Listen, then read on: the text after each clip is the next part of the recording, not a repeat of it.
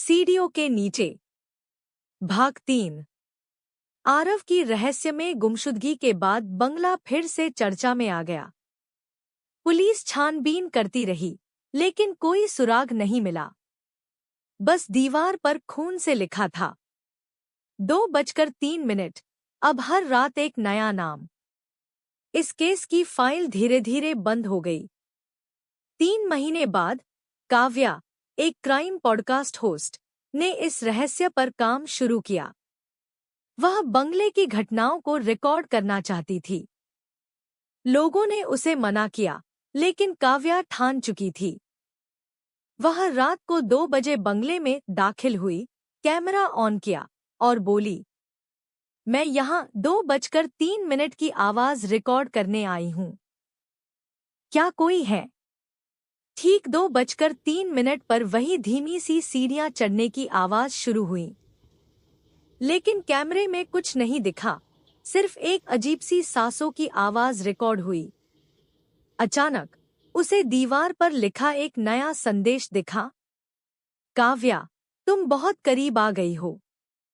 अब लौटने का रास्ता नहीं। काव्या चौंक गई। उसने भागने की कोशिश की, लेकिन दरवाजा बंद हो गया। उसी वक्त एक पुराना रेडियो अपने आप चालू हुआ और एक गहरी आवाज आई, जो सच्चाई जानता है वो चैन से नहीं जीता। अनन्या मेरी नहीं थी, वो आरव के लिए आई थी, पर अब वो मुझे भी नहीं छोड़ती। रेडियो के पास एक पुरानी तस्वीर मिली, जिसमें अनन्या, आरव और तीसरा आदमी, वही जिसकी पहचान अब भी रहस्य थी।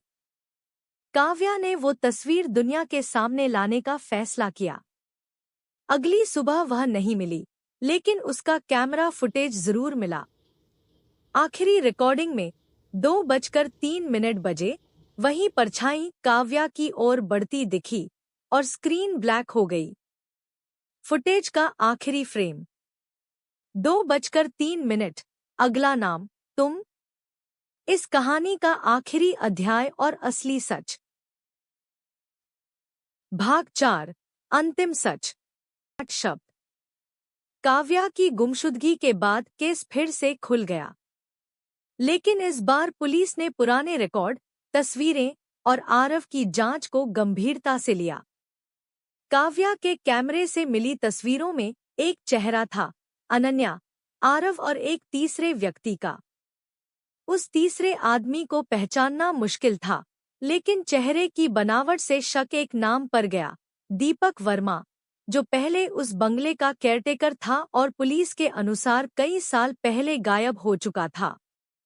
लेकिन सच्चाई कुछ और थी। जांच में पता चला कि दीपक अब भी जिंदा था। उसने पहचान छुपाकर एक दूसरे शहर में एक नए नाम से जीवन शुरू किया था।